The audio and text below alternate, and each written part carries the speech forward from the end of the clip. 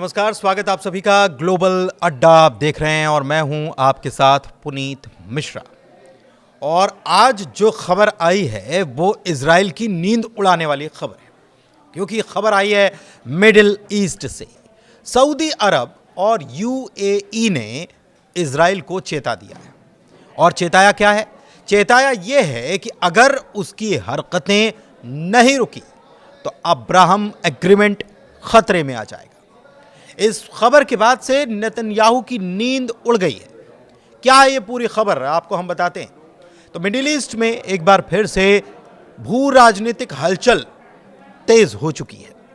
Saudi अरब और संयुक्त अरब अमीरात यानी कि यूएई ने इजराइल को दो टूक चेतावनी दे दी है कि अगर वेस्ट बैंक पर कब्जा या जिसे कहा जाए एनेक्सेशन, इसको बढ़ाने की कोशिश की जाती है नेतन्याहू की तरफ से या इजराइल की तरफ से, तो अब्राहम एग्रीमेंट जो है उस पर गंभीर असर पड़ जाएगा और रिश्ते सामान्य करने की प्रक्रिया भी थम सकती है।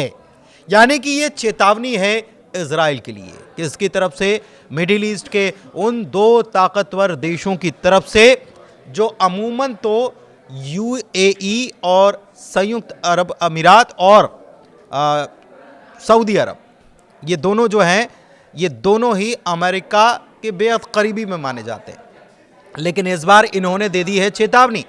ये संकेत उस समय आया है जब गजा और वेस्ट बैंक की स्थिति को लेकर लगातार तनाव बढ़ रहा है।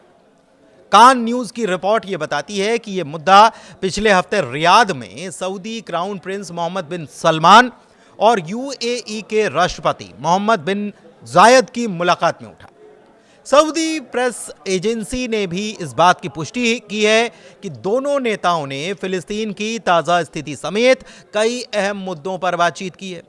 उधर टाइम्स ऑफ इजराइल ने एक रिपोर्ट छापी है और इस रिपोर्ट के मुताबिक दोनों नेता इस बात पर सहमत हुए हैं कि अगर इजराइल वेस्ट बैंक पर कब्जा बढ़ाता है तो अब्राहम एग्रीमेंट से पीछे हटना हकीकत भी बन सकता है। नेतन्याहू ने अपने कदम इस खबर के बाद पीछे खींच लिए हैं, ऐसा कहा जा रहा है। आपको बताएं कि यूएई ने साल 2020 में इजराइल से रिश्ते सामान्य करने पर सहमति जताई थी।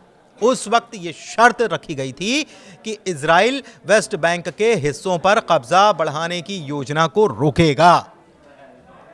और उस ऐतिहासिक कदम को सऊदी अरब की भी अप्रत्यक्ष सहमति मिली थी। लेकिन हाल ही में यूएई ने कई जरियों से इजराइल को इस बारे में चेतावनी जारी की है या चेताया है। वॉशिंगटन पोस्ट की रिपोर्ट के मुताबिक इन चेतावनियों ने पीएम बेंजामिन नेतन्याहू को इतना ज्यादा फिक्रमंद कर दिया है कि गुरुवार की रात कैबिनेट की बैठक से वेस्ट बैंक एनेक्सेशन का मुद्दा हटा लिया गया। पिछले कई हफ्तों से इजराइल के PM Benjamin Netanyahu West Bank के बड़े हिस्से या समझें कि पूरे इलाके को ऑफिशियल रूप से अपने में मिलाने की पूरी प्लानिंग पर विचार कर रहे हैं। दरअसल वेस्ट बैंक और गजा दोनों अलग अलग जगह हैं और गजा के ऊपर तो कंट्रोल करने की कोशिश की ही जा रही है, लेकिन वेस्ट बैंक के ऊपर भी कंट्रोल कर लिया जाए, इसकी भी चीजें चल रही हैं। तो अंतर्राष्ट्रीय कानून के उल्लंघन मानी जाने वाली यह कोशिश अरब दुनिया में गुस्से को और भड़का सकती है। यह तो अभी शुरुआत मानी जा रही है और उस वक्त अमेरिकी राष्ट्रपति डोनाल्ड ट्रंप की शांति पहल को भी कमजोर कर सकती है, क्योंकि डोनाल्ड ट्रंप ने ही शांति के लिए, जब वो इसके पहले वाले कार्यकाल में राष्ट्रपति थे अमेरिका के, तब उन्होंने ये शुरुआत की थी और पहल की थी। बताते हैं आपको आगे कि ये अब्राहम एग्रीमेंट है क्या। लेकिन रविवार को सऊदी अरब ने एक ऑफिशियल स्टेटमेंट जारी किया है। गजा में फिलिस्तीनियों को विस्थापित करने की इजरायली टिप्पणियों की निंदा की है और इजराइल पर आरोप क्या लगाया? जेनोसाइड का आरोप लगाया, नरसंहार का आरोप लगाया। हालांकि बयान में वेस्ट बैंक का सीधा जिक्र नहीं रहा, लेकिन सऊदी का रुख पहले से कहीं ज्यादा इस बार कड़ा नजर आया है। अब देखिए, ये समझना जरूरी है कि अब्राहम एग्रीमेंट या अब्राहम समझौता ये जो कहलाता है, आखिर ये है क्या? तो मिडिल ईस्ट में इजराइल और कुछ अरब देशों, संयुक्त अरब अमीरात, बहरीन, सूडान, मोरक्को के बीच राजनयिक संबंधों को नॉर्मलाइज करने वाले समझौतों की एक चेन है।